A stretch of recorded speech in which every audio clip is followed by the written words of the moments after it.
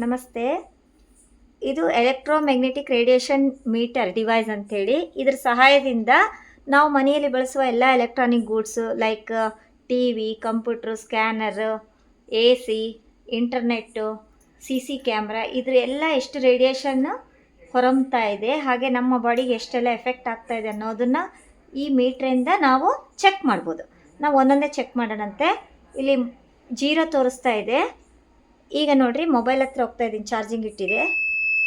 ಎಷ್ಟು ತೋರಿಸ್ತಾ ಇದೆ?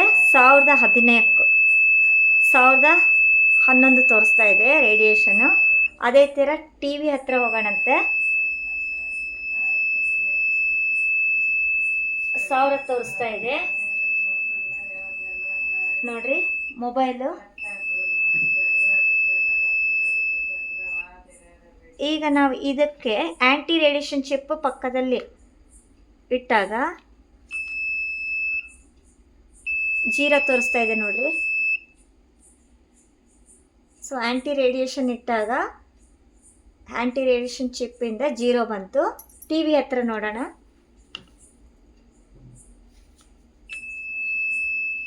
ನೋಡ್ರಿ 0 ಬರ್ತಾ ಇದೆ.